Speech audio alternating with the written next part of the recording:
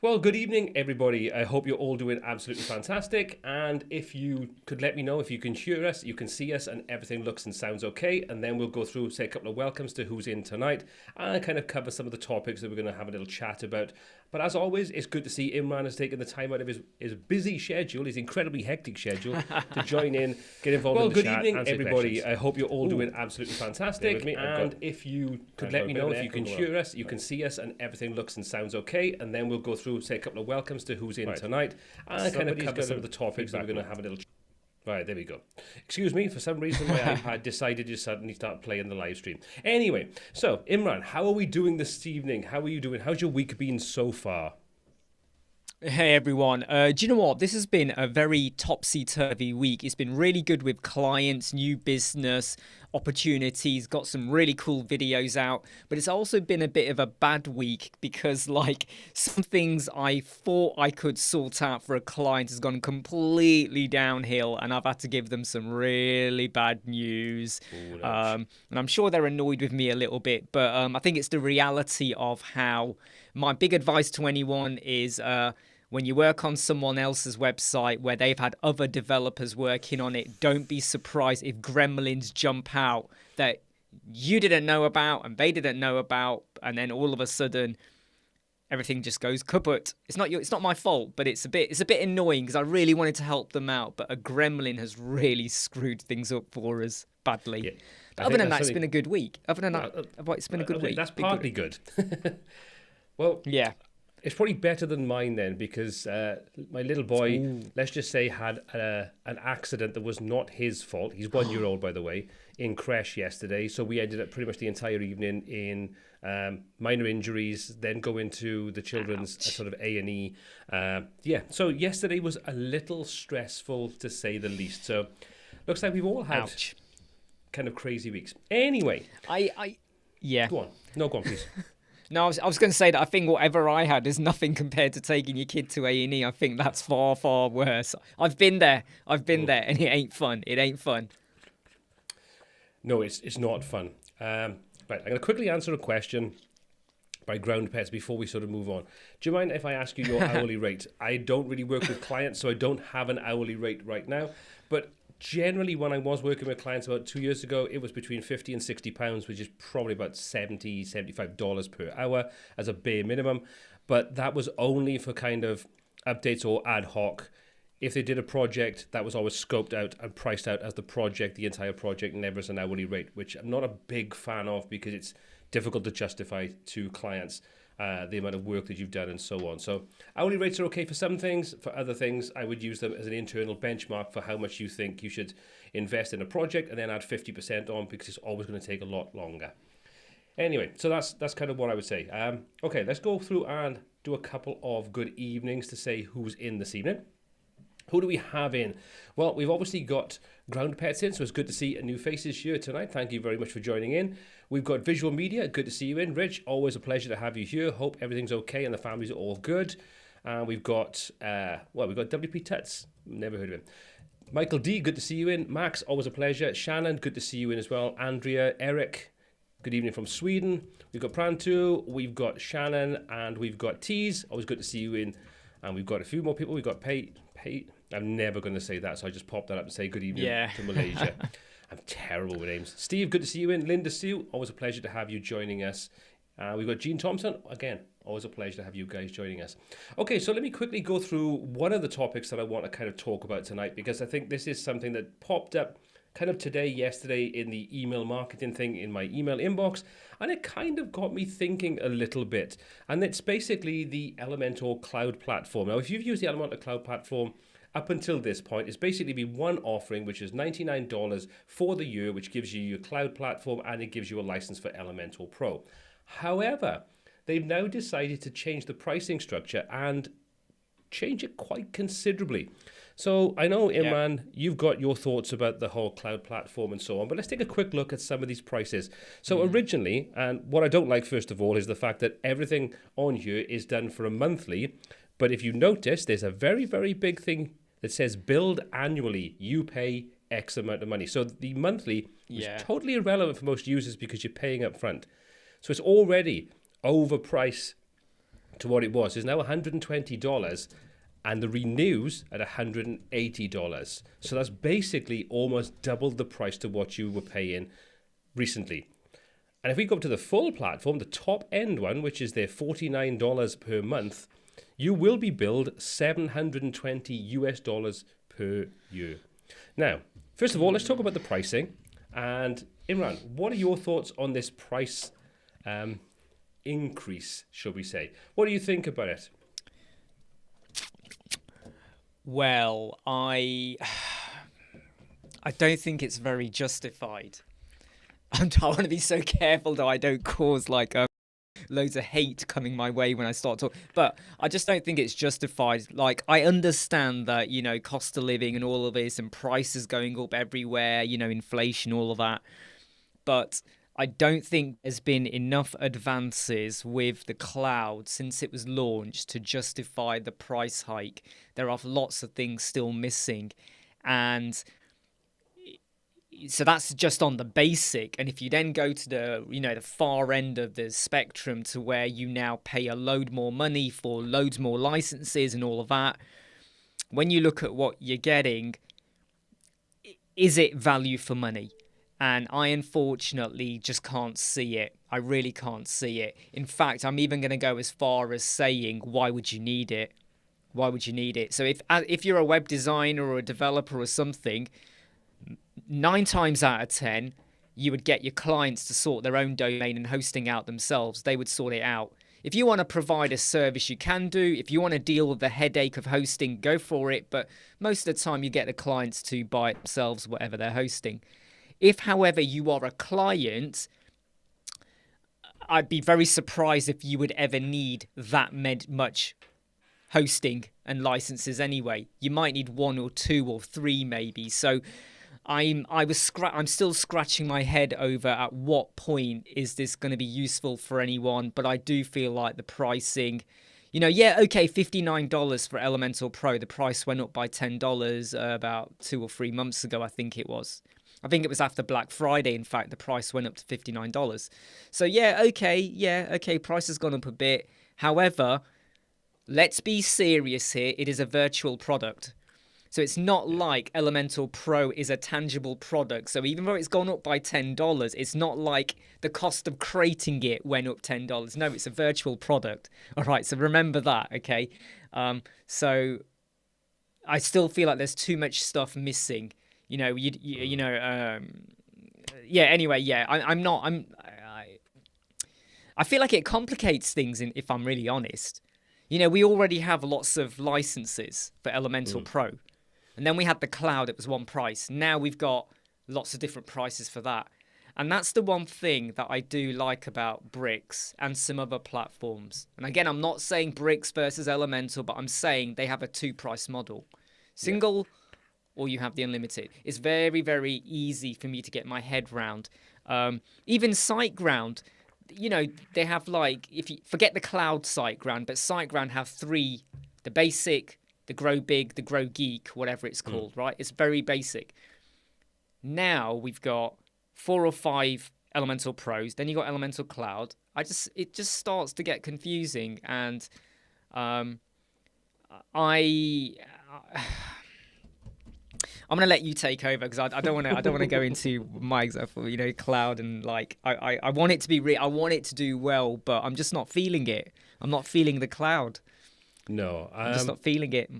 I mean, you've tested it out yourself in the past, and many times. When it came out, I tested it out, and I was never that impressed by it. It always kind of felt like you were being restricted, which I understand the restrictions when it comes down to, you know, it's a semi-closed platform. They don't want to allow you to install plugins that may cause conflicts and problems and issues and things like that.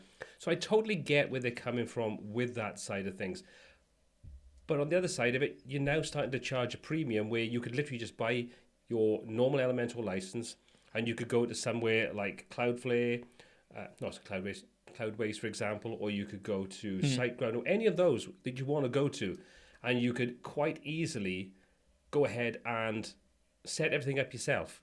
And then you have independent control to install whatever you want. I don't see that the Elemental platform the cloud platform is actually giving you that much more.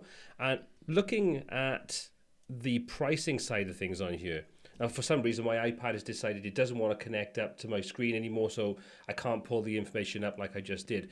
But looking at it, the top tier one, which is $720 a year on renewal, only actually allows you to build 10 websites. Exactly.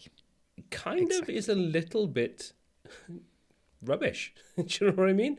It is. You know, yeah. And the other thing I've got to say that, no, go on.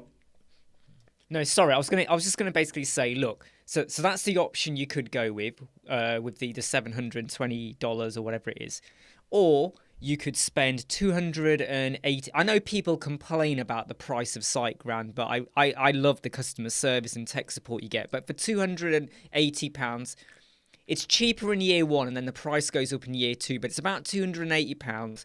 You could probably have a server for about 20 odd websites for another £200 or whatever it is. Yeah, you could get 1,000 licenses. Yeah. So for 480 odd pounds a year, you've got a server for 20 websites now.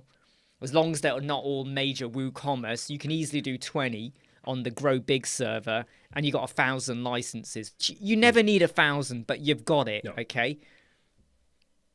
Actually, no, it's not 1,000. I'm wrong. Sorry, I'm wrong. That's the price is. It's the 25 licenses is 200, isn't it? Or something like that. Anyway, whatever it is, it's cheaper than you going for the cloud at 720.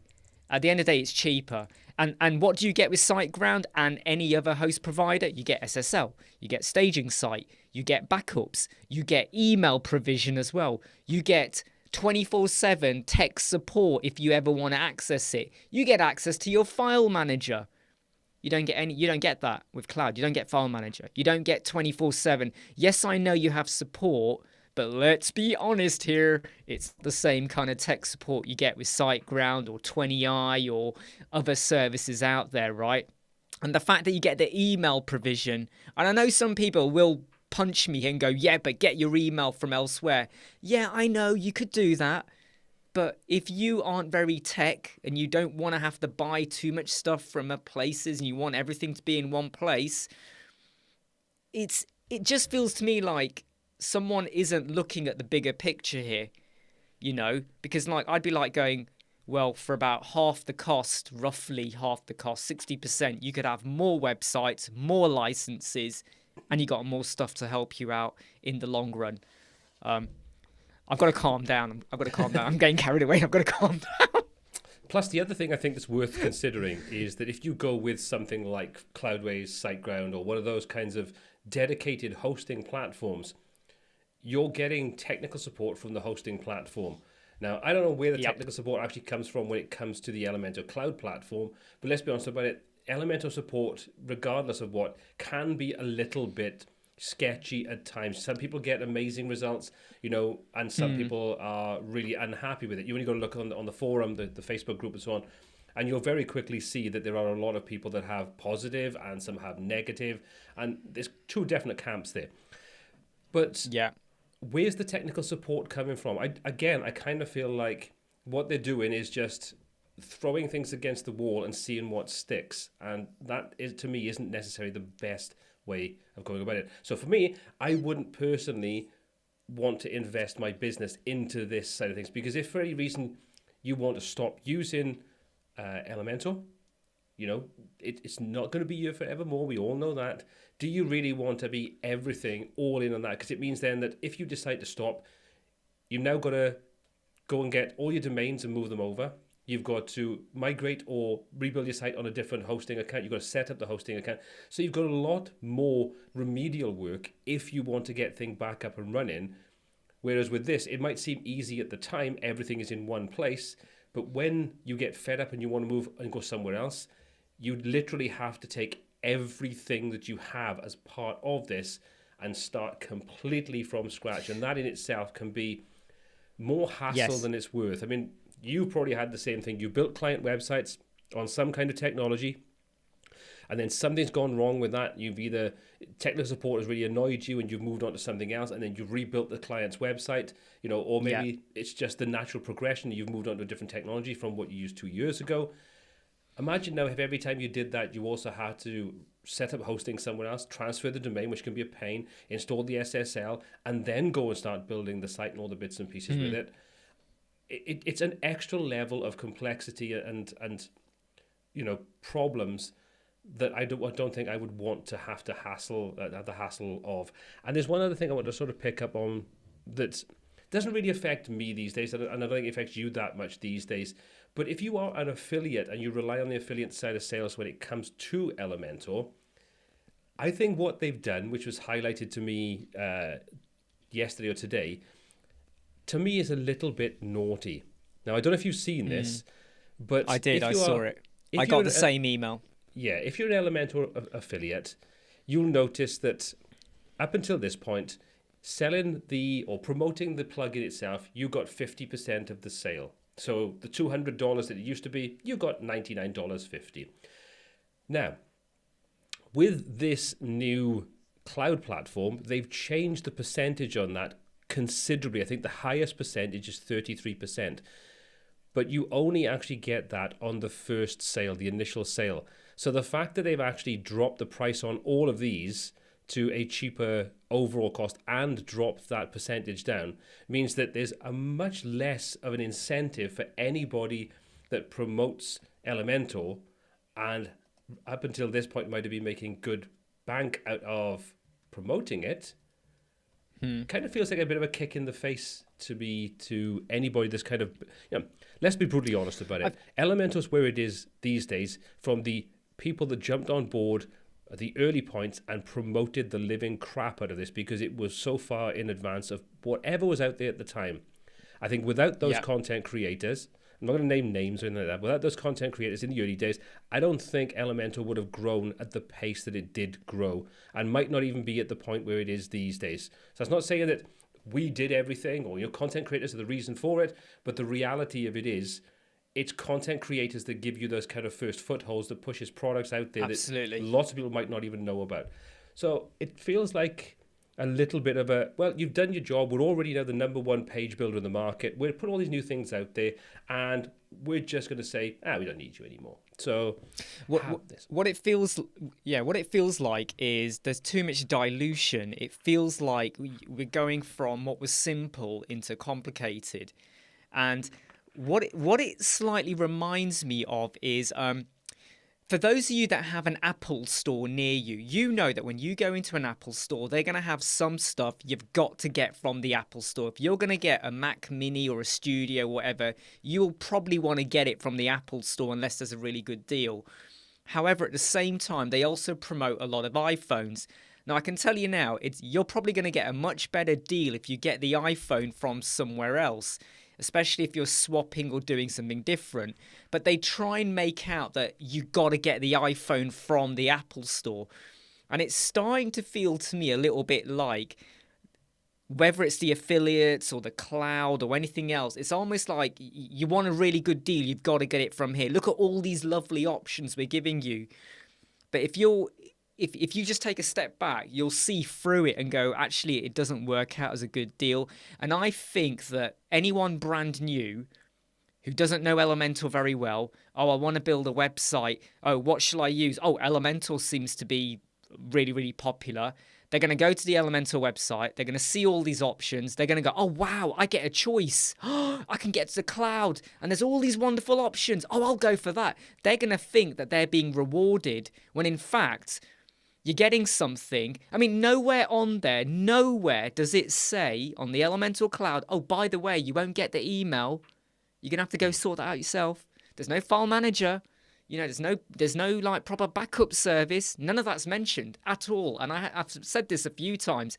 You should be making that clear, because I remember last year, after I did, when it came out, you did videos, I did videos, other people did videos. Some people went and bought it on the back of my video. And then they came back to me going, where's the email? And I did state in the video, you don't get email, but I was almost responsible that they missed that bit, bought it, And now they were struggling to connect emails and all of this stuff. And I just feel like, don't make out that this is a wonderful solution if it's not. But yeah, on the affiliate thing, I just felt like, why complicate it? It was really simple before. It was really, really simple. You know, if you promote or you have a link, isn't that how all affiliate links are meant to work anyway? You know, you're meant to have just like, here's your link, right? You get a cut of it or whatever. Don't, because it's going to go wrong. It's going to go wrong anywhere where you start to have like a tiered system. Because you're going to go, well, I had 10 sales, so does that mean I get X, Y, Z? And then you'll calculate it, and then they'll calculate it, and who's right or wrong. So, yeah. Hey, Artif, by the way. Sorry, I just noticed Artif popped into the chat. Hey, Artif. He did. The other thing that's worth noting as well is if you actually look at the pricing versus the actual statistics that you get, or the actual amount of resources you get, they don't actually go up in a logical fashion. For example, you go for the basic one, gives you 10 gig of storage. You go to the business one, which is still only one website, but you get more resources, should we say. You get 20 gig of storage, right? But still only one website. You go to the Grow, which is 3 websites, that gives you 25 gigs, so you get 5 gigabytes more. If you go to the 10 gig one, you only actually get 40 gig. So on one website, you can have between 10 and 20 gigabytes, but on 10 websites, you only have 40 gigabytes. And the same kind of thing holds true when you look at, for example, the monthly visits. From 25k to 50k to 75 to 100. So you literally get 4 times as much, but you can have 10 sites over one. It seems to be a really strange kind of scaling going on with this. And that's what I mean. That's what I meant in terms of like, it doesn't feel like it's been done properly, basically. And this is where you see, I always feel that if you ever go to like a plugin or a theme and then there's a premium version and they give you loads of options, it's almost like they want you to go to the one they recommend, for instance, by giving you loads, and they're trying to force you to go to that. And they'll go, yeah, this is the one you want. This is recommended. You got to go for this. And then you go and purchase it when in actual fact you never needed it. And we've spoken about this, and I talk about this a lot in terms of, did we ever really need 1,000 Elementor licenses? For 99.9% of people, no. No, we all got excited. We all went and got it. But now when you look at it, clients come, clients go. I now get clients to buy their own because I never want to see them again. You know, they just sat there. They're just sat there gathering dust at the moment. Yeah, I mean, I've probably If anyone wants to buy licenses off me, you can. Go to websquadron@fiverr.com. You're not getting any off me. You're not getting any. Funny enough, you were talking about stage insights, and I'm just looking at the things now. The actual, and again, I think this is kind of a bit naughty and a bit unfair. Even the base one, the $180 a year on renewal. So the $200 per year, you don't actually get a staging environment. You've got to go up to the $300 to get a staging environment. Come on. And this is for one site. Whereas for £280 with SiteGround, which I know is expensive, you could easily get about 20 websites onto the server as a shared server, and you get SSL, and you get staging, and you get backup, and you get email. It's just where's the logic? Where's the logic in that? Well, I think I need to do a video on this now. Yeah, maybe you do. I know. I don't know. I think I do, yeah. They confuse me. They really do confuse me. But we'll park that to one side. We'll park that to one side and we'll say, we'll leave that for another day. We'll see how this fares. But I kind of want to I want to try to use some of these a little bit more for business side of things, because I kind of feel like people get a lot of value when we start talking about the sort of business aspect of working with clients. I know we kind of covered a couple of weeks back, we started talking about like how to fire clients and things like that. Yeah. So I kind of, if anybody's got any sort of business related questions, and please don't do the one which is how do I find more clients, because that's such a loaded question that there's so many reasons why it's not possible to give a definitive answer. But if you've got other questions, like for example, the whole firing clients, like Imran's already said, where you adopt a site that was already developed by someone else, and then you kind of have gremlins or there's issues and things. I mean, that to me is an interesting topic because, like I say, you've just lived that dream, should we say. But how did you approach it? I mean, obviously you don't want to go into details because this is an ongoing thing and it's a client, it's an active client, and wouldn't want to sort of breach any kind of thing there. But how did you kind of approach that, knowing that you were adopting an already built website? Was the plan to just literally you take over it, or was it to take over, redesign it? It was. Or... Well, it was a funny one, really. So it's a company who used a very big digital agency in the UK. This agency has about 40 plus staff. They are very big players, and they had a website built, but the performance of the website was shocking. It was like 14%. It was appalling. My job was to go in and assess and write down the recommendations for their agency to fix it, and I made very clear, I am not responsible for what you've built, your legacy, your codes, what you've done. I'm going to tell you how I think you need to go away and do it. Anyway, I wrote a report, got paid for it. Hey, I'm happy. 8 days later, client comes back and says, the agency have not got the capacity to deal with this. Basically, they just didn't want to do it, and they were coming out with all excuses. So then I said to the client, okay, but basically they wanted me to go and do the changes, and I made clear to them again, okay, I could do it, but my recommendations are based on what I think you should do. But again, I am not responsible because there could be things in your website which I was not fully aware of. There might be something in there. Anyway, I spent the weekend on it, and lo and behold, there were major gremlins everywhere throughout the website. I did my improvements, but the way it was built was shockingly poor workmanship. And I said to them, I've done my recommendations, but what you now need is a full-blown rebuild. You've got over 80 plugins, 64 plugins and over 80 templates. It was ridiculous. It wasn't even a WooCommerce website. It wasn't even appointment booking. It was a basic website, 20 pages, but it was basic. It was just pages of info, nothing major. And it was just all over the place. And I basically said to them that, look, this is how appalling. I'm not going to go on and on about it, but this is how appalling it was. The digital agency made a staging site. The way they made the staging site for me to do my changes, they did it in such a way that every page speed testing website could not test the page speed. Even Google Chrome Lightspeed could not test the page speed. So I was there doing changes, and I had no way of checking if any of my changes made a goddamn difference. And I just said to them that you need to have this website rebuilt from scratch. Here's how much it will cost you. Take it or leave it. But I cannot guarantee your website's going to do well. And for me, it was a bit of a kick in the teeth because I formed a great relationship with the client. I really wanted to help them out. What they were doing as a service, it was to do with energy in the UK, and they had a good business model. I really wanted to help them out. Total failure. And for me, it was like, I literally felt like I have failed. But then you know what you got to do? You got to remember, did you fail? Was it really down on you?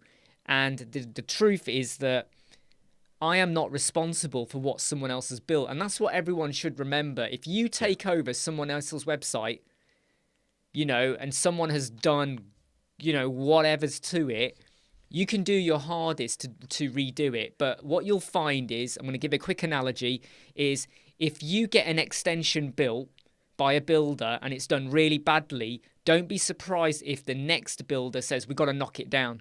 Because they're not going to want to build on top of something that they think is unstable. So, yeah, it was disappointing, and I really wanted to do more for the client, but it's tragic. It was tragically bad, really bad.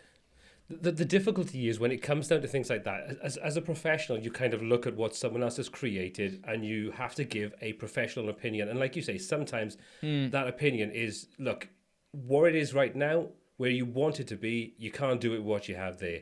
So the reality is you realistically need to have it rebuilt. The problem always comes in then is that unless you've got a ongoing relationship with the client and they kind of know, like, and trust you, it's difficult then that they don't think you're just trying to pull a fast one, especially if they don't Yeah. understand. You know, it's like, well, I got a plugin. They don't care about plugins. You know, the average user that has a website don't care about the technology that's used behind it.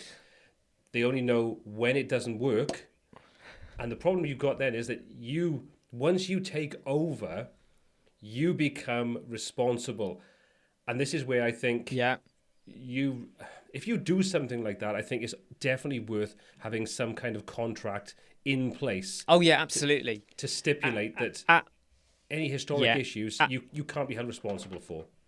Yeah, absolutely. So in the email comms prior, in the contract, even on when I sent them the invoice, I even put it on the invoice again for a third time to say we are not responsible. In fact, we are not. I said I'm not guaranteeing any improvement.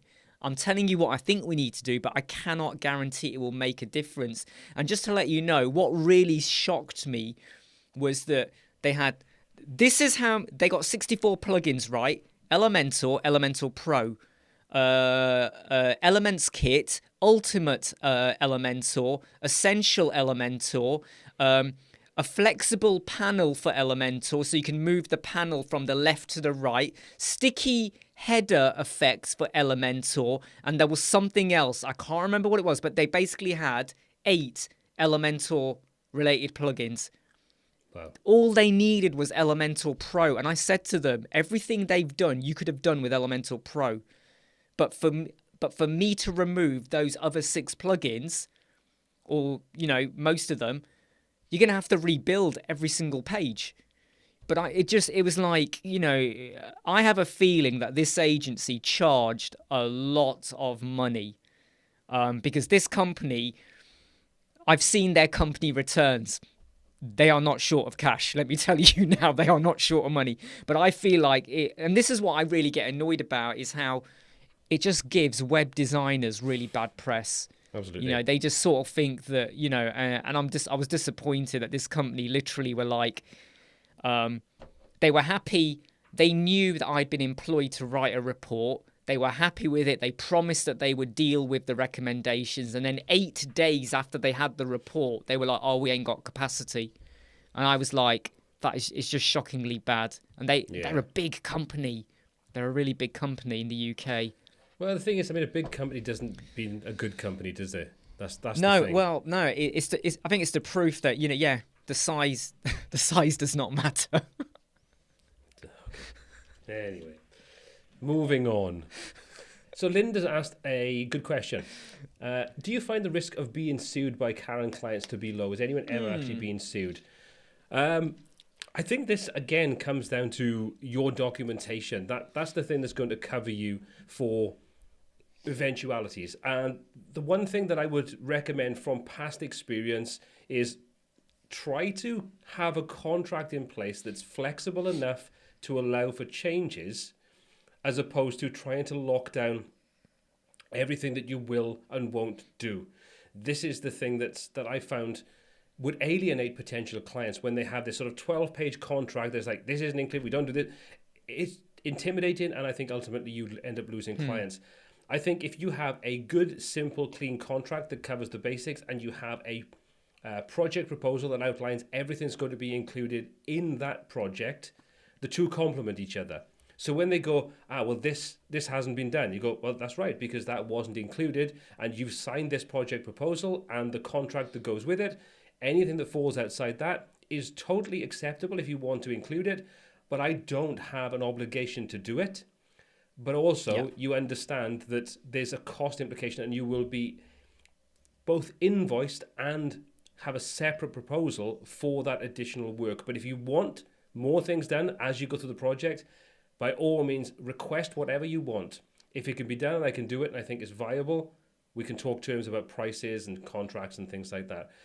But I think if you do that, you have those two things that run side by side. The one that is your scope of work, basically says everything is going to be included, and break it all down, costs included for everything that you're talking about, and a contract that's nice and simple and easy to read that complements what you include, what you don't include, and the eventuality of additional requests out of scope requests, and the fact that they will be chargeable and you don't have an obligation to make those changes or add those extra features on, I think you reduce the risk of being sued to a bare minimum. And even I think if you were sued, you'd have a pretty good chance of winning it based upon the fact that you've kind of covered everything you will include in there. So my kind of overarching thing is include what you're going to include in the project. Don't try to exclude everything, because that's a never-ending wheel that you will just always find a situation where something hasn't been covered. And I think that's where you open yourself up to the potential of being sued or, having legal action taken against you for a project that potentially could go sour for whatever reasons. I mean, what are your thoughts, Imran? Do you kind of agree, or you? I completely agree with you on that. And we did it's not often I get someone saying, "Oh, we're going to take legal action" and all that. Usually, it's because someone is just like, they're really annoyed and they just didn't understand the process. But we did have one early December where someone agreed to work with us. We made very clear what we were going to do for them. We had a contract and they paid their deposit. 24 hours after paying their deposit, they started demanding more stuff. They basically wanted me to contact their host, sort out why one of their pages was blocked by Google because of a copyright claim issue or something. Sort out all of their hosting, and I said to them, this was never agreed, it's not in the contract, blah blah blah blah blah blah. And she basically was like, right, I'm going to sue you. I went, don't worry, don't bother, here's your deposit back in full. In fact, just take it, I don't care, I'm not bothered. Yes, I've done 2 hours work for you, but I don't care. Here you go, take it, done, terminated. Because basically I just thought, no, and she had no right to do that, but it was a bit like, I don't want the hassle. So even though we made very clear in the contract, don't be surprised if some people try and scare you. Basically, it's kind of an easy tactic, isn't it? Hey, if you don't do what I tell you to do, bullying. I'm going to give you a bad review, or I'm going to do this, or I'm going to do that. And normally I'm very good at spotting them. It's just I was really shocked at how this person went from really lovely to just switching. And I think it's just because she had a bad experience with her host and she wanted me to deal with it. But it kind of is like, Atif has asked a question about what are your red flags. For me, it's like people that disrespect who we are. Oh, you're just a web designer. Oh, you're just here to do my work or whatever. I've paid you. You will now do X, Y, Z. If I get any feeling that they think they are our master or they own us or anything like that, I don't want to work with them. And also, if they don't care. If anyone contacts me, I can tell you now, I get emails from people going, I want a website built, what's your price? I don't even reply to half of them. They might be a real client, I can't be bothered replying to half of them. Or if they kind of go, I want a website, you sort out my words and my images, you sort it all out. I kind of go, no. Because that is going to be someone who, I'll do the best, I'll give them the best website ever, and they'll be like, I don't like it. And you'll be like, yeah, but you never told me what you wanted. But now they have a right to kind of chop and change. So for me, it's about like, how do they come around? How do they come across? How do they talk to you? Do they actually adhere to what you tell them? So if you're going to send me images, it's got to be on WeTransfer. If you're going to send me any content, it must be via email in a document. Don't send it to me on WhatsApp. Don't send it to me via Facebook direct message. Don't send it to me in dribs and drabs. Stick to how we are going to do things. And if I get any feeling like, once you've had a bad client, you learn massively from it. You learn massively from it. And like, there's someone who I've got to do some extra work for them. And I've said to them, I'm not doing your work unless you pay me in full. There's no deposit. Your website is live. It's up and running. You trust me. You want me to do some stuff to it. You're going to pay me in full.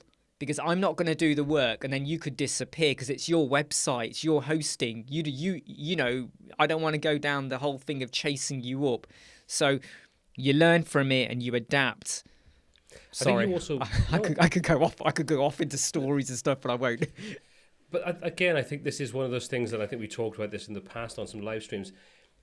A lot of it comes down to confidence and experience. You know, as you get more experience, as you come across situations that you start to identify the red flags, you'll see them for yourself, you live those kind of situations, you'll find ways out of them, and you'll build confidence. And I think the problem you have is, especially when you're early in your career, or if you're in an environment where money is tight, no matter how long you may have been doing this, if money is tight, that's a real motivating factor to take on everything. When you're in a position where you don't need to do that, then you will be more relaxed about taking on or sort of seeing those red flags, sort of like those red flag clients, and then reacting to them and turning that project down. If you have a really solid gut feeling that this is something that really is not going to work too well for you. And I think, like I say, a lot of this comes down to that confidence, it comes down to experience, and it comes down to your financial situation. You know, when we're early on in our careers, our professional careers, every project is money in the pocket and we're trying to get every penny in because it all counts. When you don't have that weight on your shoulders, you can be a little bit more selective. And ultimately, a lot of the time, you'll charge more because you'll gain a better reputation, because you'll have better clients who'll give you better sort of reviews, and they'll spread the works. The experience has been much better.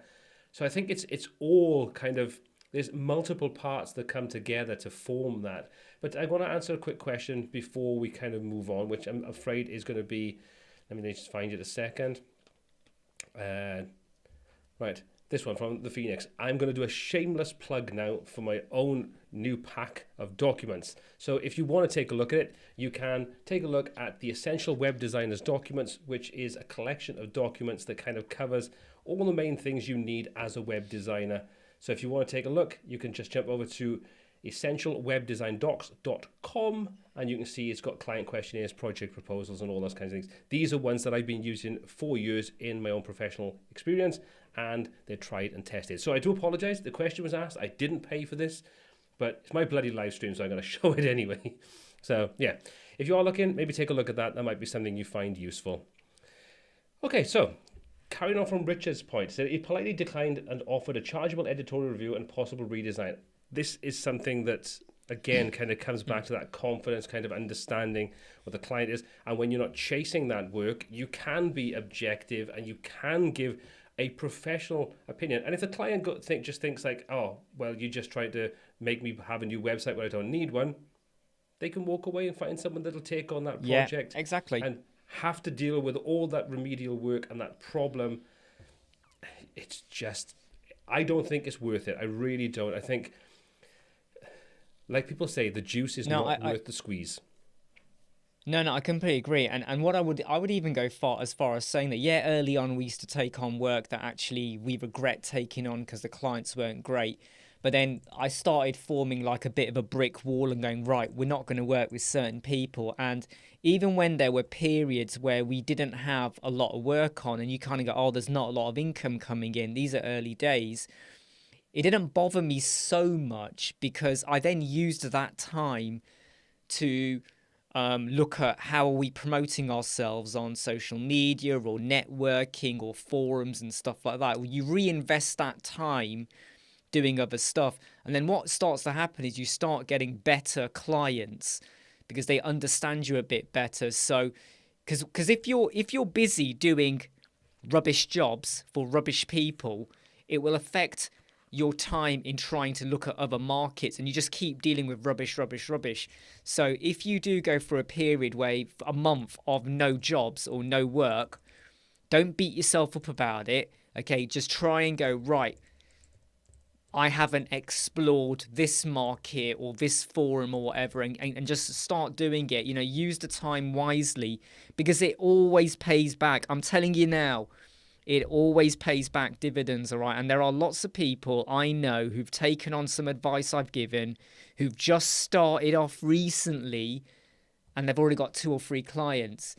And because they are putting themselves out there on Facebook or LinkedIn, they're not cold emailing, they're not cold calling, right? But they are strategizing and they are showing that they know what they know. They have knowledge about web design and how they can help businesses out. So start to invest in yourself. You know, if you're a web designer and you just kind of make up your contracts on the fly, the pack that Paul's just shown there, you know, I mean, I noticed there was something in there about emails and stuff like that as well. If you've not thought about that part of your business strategy or your journey, go for it, right? You know, why not? There you go. Look, you know, project termination. There you go. There you go. In fact, just whatever, everything you get there, delete and just keep the project termination one. But you know, there's you know, so invest in yourself, because that is the only way you are going to start to feel more confident. Because you know, when you get a dodgy client or something, if you've not done a contract, and I'm telling you now, I know a lot of people that don't do contracts. Don't tell me for 1 minute, all of you who use Fiverr do contracts, because I don't think you do. All right. So protect yourself. Absolutely. It's one of those things that as you progress in your career, you will come across situations and scenarios that are not very nice. There's no two ways about it. Yeah. And you can learn from them, or they can kind of put you in a position where you just want to fold. You know, you just don't want to do this anymore. But I think you've got to take that learning experience, because you know, nothing in life is going to be all sunshine and roses for every single day. There's going to be a lot more positives than negatives as you start to progress and become more professional and more confident and more skilled. So just be sensible, and like you say, always make sure you have a contract in place. But a contract is only so useful. It's only part of the equation. You have to have that project outline, you know, exactly what's going to be included in the project. Otherwise, your contract can't really protect you, because you haven't said what you're going to do. So if they dispute it, the client disputes it, what have you got to say that where's the problem? You know, you haven't outlined exactly what you're going to do, and that in itself is a problem. So make sure that you have the two of these together. You have your contract, keep your contract simple, cover the things you need to cover in it, but use it in conjunction, like I said earlier, with your project, your scope of work, whatever you want to kind of call it. I call it the project proposal. That's something that's signed by the client, because that's an agreement. It's digitally signed. Exactly. And like I say, it outlines everything, including the pricing for each one of those things. So, for example, the design is X amount of money per design. Generally, a client wants one design, because you have a design brief, you have a questionnaire, you have a conversation with the client, you get examples of what they like, what they don't like. You form an idea of what they're looking for. And the whole process is a kind of sort of two-way sort of link between you and the client. But you've got to protect yourself then with how many revisions you want to do. And if a client comes back and goes, okay, well, these are all the things I like, and this is what I want in it, and they go, oh, actually, I don't like that. I want to go back, and I want it to be, instead of being sort of teal and orange, I want it to be blue and yellow. And I want to have this on there and that on there. It's like, well, that's fine. You can have it. But this is the brief that you gave me. This is the brief we worked from. That's the design that I supplied for that. We've done some revisions. You've changed the scope of work. Therefore, this is something that is now chargeable as another design. And if you want to make changes again, you want to change your mind, we'll do it again. And we'll keep on doing that as many times as you want. But as long as you understand, each of those designs is chargeable. And then they can do what they want. You know, at some point, you're going to have to draw the line. Exactly. But the reality of it is, if they want to keep on changing their mind and they're willing to keep on paying for that change, well, that's up to them. The other thing that the way I always worked, and I know this is probably different to you, is I changed my business model to be in, when someone pays a deposit, they're given a block in my calendar, and that is their time slot. So for example, a CMS, a typical website done in WordPress, might take me 2 weeks, not full-time work, but 2 weeks of, you know, dealing with a client, emails back and forth, phone calls and so on. So I would book them in for a 2-week block. Then 1 week prior to that start date, they supply all content. If they don't supply all content by the start date, which is obviously a Monday, so if I don't get anything by the closing Friday, they've got that kind of week period in between, then the project is bumped. And they're made aware of that. The whole process is, this is how it works. And then it gets bumped to the next slot, which could be the next week. It could be 6 months down the line, depending on how busy you are. As long as you're clear with the client, they understand all this, and you make it clear in your meetings, your conversations, your documentation, then you cover yourself for that side of things. You know, it's just you don't let the client kind of rule you. I think is the most important thing here. It's like it's very easy to kind of get carried away and think you've got to do everything to bend over backwards for the client. I think that's what I'm going with anyway. I just want to let you know that like we got one client who definitely will work with us because they're an existing client. They want to do changes to their website. We gave them a proposal at the beginning of September. It's a doctor's surgery, and they're dragging their feet, making a final decision. They are going to work with us. So today I sent them an email in the morning saying that proposal I gave you in September, all of the costs have now gone up by 30%. And they've come back going, that's fine. And I made clear, look, I'm sorry to say it, yeah, but due to reputation and demand and whatever, all the costs have gone up 30%. So don't be afraid of doing that as well, where people drag their feet a little bit. So yeah, stay in control. And like Paul said, if this client, this doctor surgery, went and said, we're not going to pay that, I haven't banked. I would love to work with them. There's income that will come from it. But you know what? I haven't banked it. My mortgage does not depend on it. My drinks do not depend on it. So if they decide to go elsewhere, fine. And that's the mindset you've got to build up. Yeah. You've got to get away from the fact that you need them to survive. You got to find a way where you can still survive. So you have good days, bad days, whatever. Whatever income you make, do not blow it all in one go, okay? Make sure you keep a large chunk behind to carry you, okay? But don't ever... And here's the reason why I'm not a fan of cold emailing, by the way.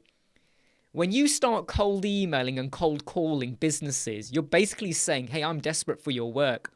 Do you want a website being built? I need your work. You're basically telling them, you don't know me, but I want to work with you. They know now that you are after work. Okay, yeah, but I want the website built for $50. Oh, yeah, okay, I'll do it.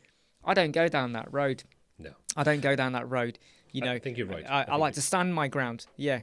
Yeah, no, I think you're right. You when you start cold calling, in the UK, I can't say for any other country because I'm not in any other country, but I know in the UK, cold calling has a really negative connotation because it is used so much. And it really just pees you off. I mean, I'm sure you get the same thing. When you register a .com domain, all the time, I will get at least 10 to 15 calls over the next couple of weeks, probably more so, because I block all the numbers, from Indian companies trying to sell me web design services because that .com, I haven't paid another £10 or $10 to have that sort of blocked. But they're obviously tracking all these new registrations, and you just get inundated by these bloody calls. And absolutely. I would never, ever, ever work with a company that cold called me to send me a bloody website. It'd be like, nah, you're good. No. I'll do my own research and I'll use one of those. So I don't personally think it works. I think the funniest ones for me are when I get emails when people go, we looked at your website, do you need a web designer? And I'm like, I am a flipping web designer. Did you even look at did you even what bit of the website did you not look at, kind of thing? And all of it. I think, is it really that bad? Is it really that bad?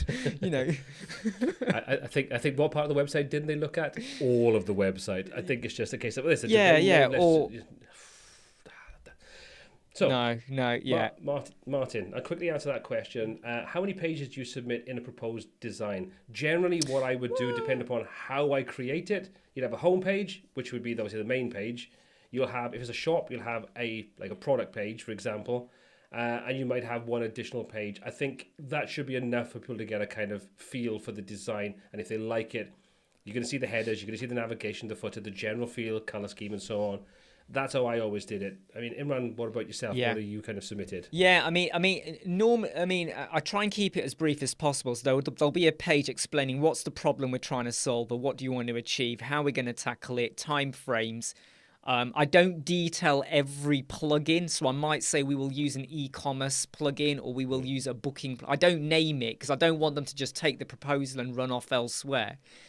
And then there'll be like, because I love to do sketches and stuff like that. And then, or I'll do it in Canva or however I do it with a rough outline or whatever. And then I go, we can fine tune it to whatever we need to do. But I keep it brief, mainly because when you first start off, you will probably spend half a day or a day on your proposal. Oh, you want it to be amazing. And then you learn very quick after that. it's a bit worthless. So I try and make sure, like I had to do a proposal for someone 2 days ago. I think I spent a max of about 30 minutes on it. Didn't take long to quickly just put down all the bits and pieces, did a quick rough sketch. In fact, I said to them, I even said to them, here's the bit where, okay, here's a lesson you might want to take on or not. I said to them, if you give me your sketch design, you save the cost of me doing your design. So they literally did the sketch and they did it out. And I go, right, yeah, I get it. I can see an example website you like. I get it. Think about this, think about that. And away, and we should be good to go on Monday. So I try not to spend too much time. I don't know about you, but like when you, in the very early days, spend a lot of time making the most amazing proposal document, doesn't mean anything at the end of the day. No. Yeah. I think a big part of it comes down to, you can gauge how serious a prospective client is by the conversation you'll have with them. If you get an email, how much is the website? It's like, you obviously have given no thought to this whatsoever. But if someone calls you up and 20 says, grand. Yeah, 20 grand. Just if someone calls just do you what up I and do. starts, Yeah, 20 grand. There you go. and you'll start winning them. But if someone calls you up and they sort of like they have a serious conversation with you and they know the kind of thing they want, or they're asking for advice because they know what they want to do but they don't know how to achieve it, and they're kind of getting a feel for you if you were the kind of right person to work with them, I think that also, or did for me, it would influence how much time and effort I would put into creating the proposal. But also I just kind of very quickly found tools like Better Proposals or Bid Sketch and tools like that. You can templatize, if that's even a word, a lot of what you do. So a lot of what you say in most initial proposals are basically the same information. You know, you're going to have your terms and conditions. You're going to have how the project works, the project stages, and those kind of things. All that's the same. The only thing that really changes is, what does the client need? What's your solution to it? The pricing. And that's not much else would change. Those are the key areas in most basic proposals that will change. The rest of it stays pretty much the same. You know, how the deposit works, all those kinds of things. So I think you can speed that process up, and I wouldn't give them a design until they'd actually agreed the project and paid their deposit. Which, speaking of deposits, kind of leads me on to Robin's question, which is, do you charge the block time even if the client did not deliver the content? I take a 50, when I was working with clients, I still work exactly the same way now. I take a 50% deposit up front, that books them in for that block of time. Then when they provide the content, as long as they provide it on time, I will work on the project. If it's a bigger project that may be sort of like 6 to 8 weeks long, you know, like a WooCommerce, but e-commerce site or something much more complicated, then I would tend to sort of also put sort of milestones in there. So maybe 50% up front, and then there's like a 20% and a 20% and a final 10% to launch, that kind of thing. So the more time you spend on it, the more of the percentage you get, as opposed to shorter projects that might have a 1 or 2 week turnaround, which is 50% up front, block the book time in, do the project, offload the project to the client, take the 50% before you launch it, job done kind of thing. But, you know, anybody that's doing a WordPress website, as long as all the content and everything is sent over to you, you can put together, let's say, a 5 or 10 page typical website for most customers that most of us would actually end up having. You could put that together in a couple of days. You just kind of, it takes longer because you're going to have those kind of conversations with the client. You're going to have your back and forth approval stages, those kinds of things. So there's nothing complex about it. If everything was condensed into time, it would probably be really, really quick. But you kind of give them that block, because even on a 2 week project, I'm not working 5 days a week, 9 to 5. I might actually work 2 or 3 days in the entire project, maybe a little bit longer, because you're kind of doing other things in between, waiting for them to get back to you with maybe information or, you know, whatever. So, you know, that's how I would do it. But once they give you that deposit, they're booked in. Yeah, I mean, I tend to... I've changed the way I do it quite a while ago. So now what I say to the client is, like the one that we should be working with on Monday, is I've said, right, send me your content and think about your images, because it gives me an idea of what kind of person are they. Because sometimes I get a bit annoyed when, like, they've paid a deposit and I've then timetabled them in to go, right, next week we're going to do start to finish, get your website all done and dusted. but I'm then waiting on their content and stuff like that. And sometimes I have had clients where you think it's going to be good, you get the content, and then alarm bells start ringing off, that like, this is atrocious, this needs to be majorly rewritten. I do actually care. So I have seen some people build websites and they say to me, yeah, but the content's really bad, but I didn't, it's not my fault, that's what the client wanted. I actually am the kind of person that challenges the client. I'll be like, do you really want that as your headline? Do you really? Have you thought about your keywords? Because this is a reflection on me, and I want your website to do really, really well. Because when it does really, really well, you're going to remember me, word of mouth, and it might have our link at the bottom of the website in the footer or something like that. So I do sometimes. So this client that we should start on Monday. In fact, we definitely are, because they've emailed in just 10 minutes ago. I've just said, look, send me your content.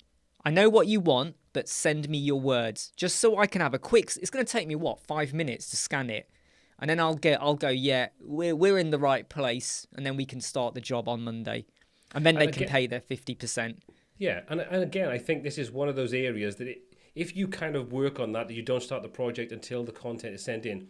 If you tell them, I need all the content 1 week prior to the start date, you've got a buffer then to say, okay, I've got the content, we can start working with that, we can put it in there, but the quality isn't where we need it to be. So I would recommend, maybe working with a copywriter, or as Seki's just said, that's what AI is for. And let's be honest about it, AI can do a hell of a lot with original content. So, there's another service you could actually start to monetize inside your business, rewording in various different tones of voice and so on. But this is where the benefit of having that 1 week buffer is beneficial, not just to you as the designer, but also to the client, to make sure that if things are not correct, they're not up to standard, or whatever the reason is, you have that period of time where you can refine it. But they've supplied content, so they're good for it. And that way, at least you can use that to start off with while it's being refined, if you don't do the refinement in-house. So, I would recommend it. I mean, what you got to remember... Yeah, I mean, what you got to remember is that they're paying you. You're the expert. You're not just the designer or the developer. You're the expert. So a lot of my clients don't... You would think that if you went to a client and said, your 20 images that you just sent me, they're pixelated, they're rubbish, they're not right, the colors, everything is wrong, you would think the client's going to get offended. I can tell you now, they actually don't mind. They would rather you tell them and go, you need to redo them.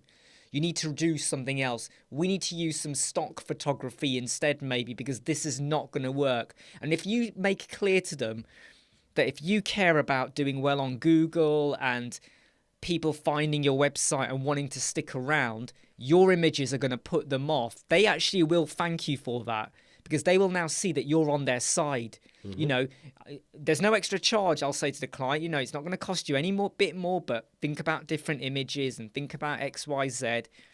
They respect you so much more. Whereas if you just put a rubbish... I get really annoyed. I can't stress this. I get really annoyed when I see people showing off a website on forums and the images are rubbish.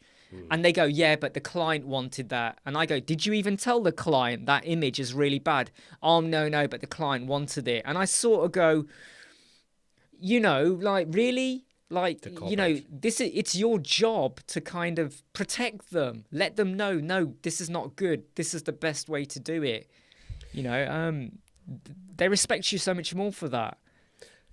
Again, one of those things, I think, where you have those initial meetings, I think this is where you can be very, very beneficial, finding out what they've got. You can have that conversation. So do you have content already? Or if you've got an existing website, you want to update it, maybe now's a good time to, hire a professional photographer to come in. Like, for example, like I've said, where my business was based, a lot of it was a sort of like tourism. So there's a lot of accommodation-based businesses.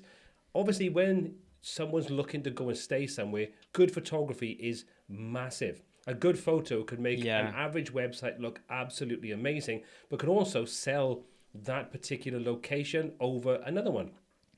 So we built up good relationships with professional photographers in the local area when you had that meeting then with the client, the initial meetings, and you talk to them and you find out the content and what they want to do, you can have those conversations about, do you have good imagery?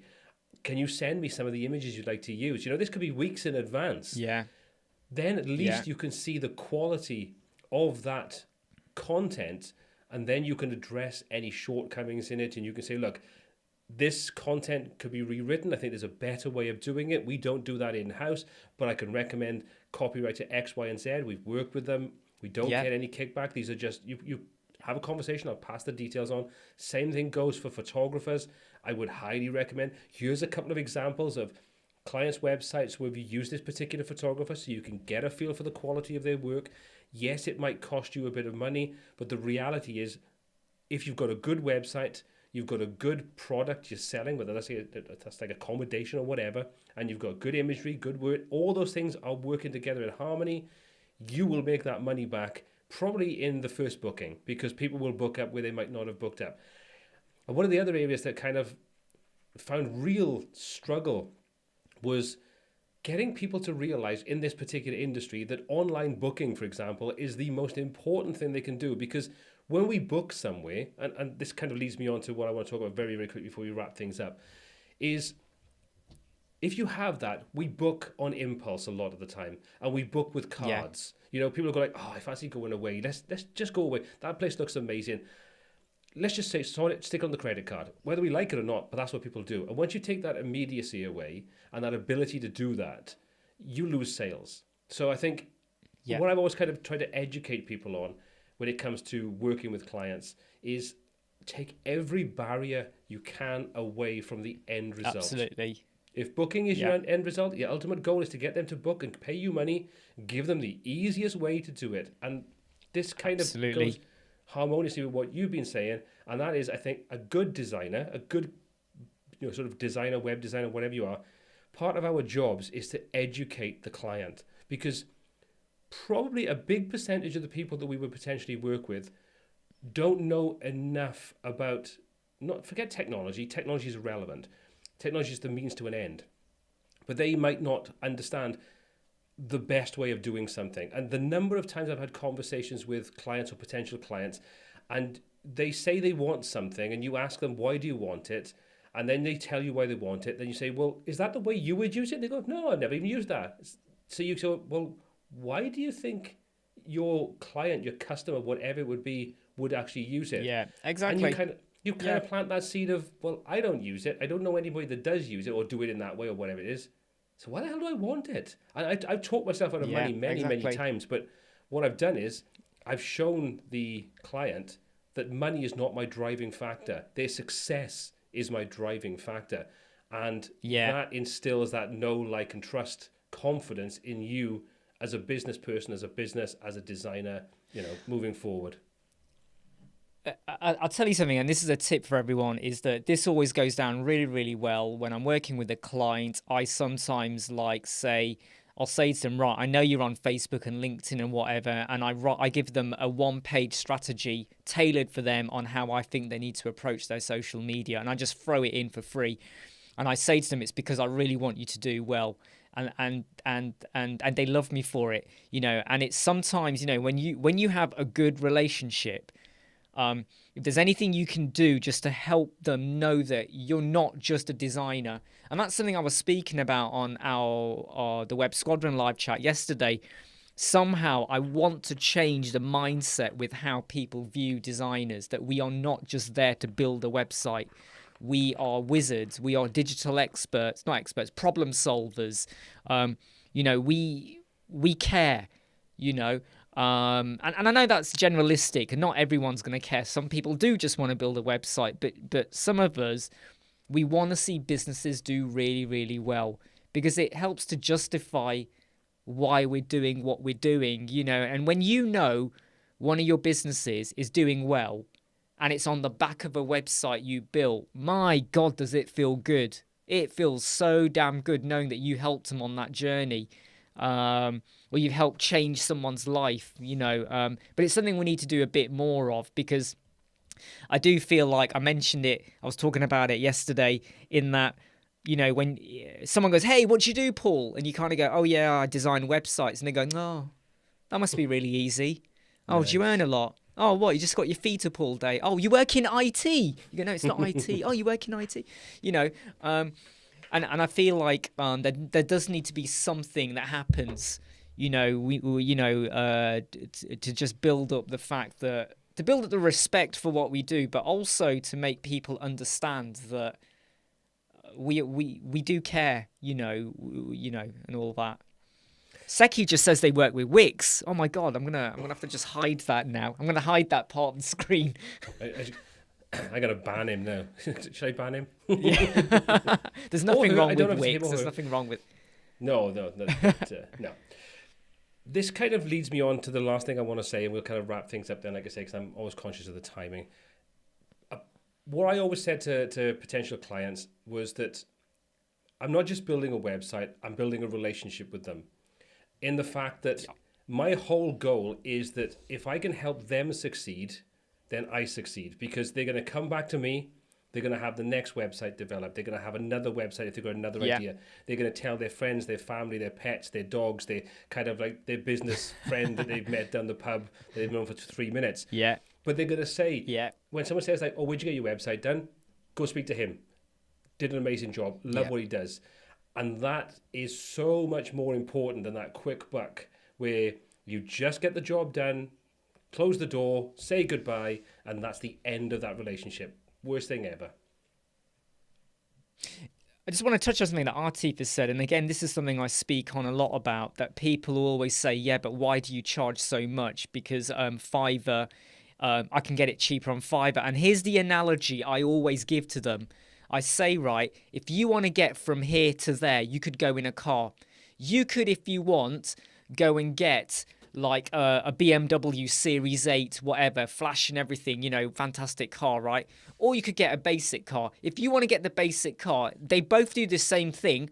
There's nothing wrong with the basic car, but the basic car won't have lots of flashy stuff with it. Probably hasn't even got aircon or anything. There's not going to be anything flashy on it. So if you want the non-flash car, fine, go for it. But if you want stuff that's been built by a bigger company, got bigger stuff on, got more expertise added into it, you pay for it. And then I sometimes say to the company as well, like I've had a solicitor, and they were like, oh, why'd you cost so much? And I said to them, do you charge the same as a brand new solicitor? Someone who's just qualified? And they were like, well, no, why would I? I've been doing this for 20 years. I went, yeah, that's the reality of it then. Whereas someone who's just qualified, who's looking for jobs, they're going to charge X. Whereas someone who's been in the industry for 5 years, they've got a reputation, they've got demand around them, they're not going to charge the same. And you can literally see the penny drop in their head. They go, oh yeah. And I'm not saying that people on Fiverr are not experienced, but it's different. It's just a different market. And I'm really nice about it. I say to people, sorry, I'm going on, Paul. I always say to people, if you want to go for it, go for it. I'm not going to stop you. There's nothing wrong with it. Go for it. But you know where I am if you have any problems. Look, here's my details. You know where I am. But if you want to go for Fiverr, go for Fiverr. There's nothing wrong with it. I'm lying. There is something wrong with it, but I'm not. There's one big problem with places like Fiverr. And that is, once your job has been completed, that's the end of the relationship. That's it. So when things go, that's it. Sort of bottoms up, or you want technical support, or you want help, you're SOL, right? You are out of luck, right? The reality is, part of what you pay for with a company is skill, knowledge, expertise, and more importantly, support. They're there 5 days a week, 7 days a week, whatever it is. And that should never be underestimated, that when something goes wrong, or, because it will, at some point, everybody's website's going to have some kind of problem. Having someone you can pick up the phone that you've worked with, that you've built a relationship with, is so much more important. So you can save yourself some money by going to Fiverr, but once you've paid your money and the job has been done, that's it. That's the end of that relationship. You're not going to have technical support, ongoing support, or anything else. And you're never 100% guaranteed that what you're getting is not off one of the websites that, we know is dubious when it comes to GPL and so on. So you pays your money, you takes your choice. If you want cheap, go with somewhere like Fiverr. Well, Exactly. Exactly. You can go to a fish and chip shop and buy a bag of fish and chips, but you go to a restaurant, you're probably going to walk out paying 40, 50 quid for a big meal. And you go, well, you get what you pay for. And that's the reality of it. But I don't like to get into like an argument. And if someone goes, oh, but I could get it done a whole lot cheaper, great, go for it. I even say to them, just make sure you know what you're getting. Make sure you get a contract. Make sure they understand what you need. But hey, you know where we are, okay? Reach out to us in the future if you have any problems or anything like that. You know where we are. Take care, bye. And that's it. And a lot of them do come back. And guess what? When they come back, our prices have probably gone up. Oh, shock. That's just the reality of it. Should have bought it at the time. That's literally the reality of it. Yeah. Right. Well, I think, let's wrap it up at this point now. Like I say, I'm conscious of the fact that we've kind of run over a little bit to usual. But first of all, let me just say thank you so much for joining me again this evening. I think it's been incredibly invaluable to kind of go through this, because sharing the experiences that we've had, and also getting the comments for different people's experiences and how they would handle things, I think is incredibly invaluable. So thank you very much for taking the time out tonight to join me. If anybody wants to find out a bit more about you, about Web Squadron, what you do and all those kinds of things, how can they find out more about you? Or more importantly, if they want to get in touch with you for that 20 grand website that you are promoting, how do they get you the 50% deposit? The simplest way to get a hold of me is just go to YouTube, do a search for Web Squadron. You'll find our YouTube channel, and once you get into there, in the About section and on our video, you've got my email address and our web link and some other stuff as well, mastery modules. But yeah, just pop along. We do live chats, usually Monday to Friday. I think like today's live chat, we spent more time talking about, I can't remember what we're talking about, but it definitely wasn't websites. That's all I know. But yeah, we talk about all sorts of stuff. But yeah, Web Squadron, YouTube, you'll find me over there. Nice work. Now, before everybody else leaves, hit that thumbs up if you got value from tonight's live stream. It means a lot to myself and Imran, and also tells YouTube that you actually like the content we put out. So just hit that little thumbs up while you're leaving, while you're heading out the door. But again, we'll be back online same time next week on Wednesday, 8 p.m. GMT. Thank you very much again for joining us. Stay safe, look after yourselves, and we'll catch up with you all very, very soon. Take care. Take care. Bye.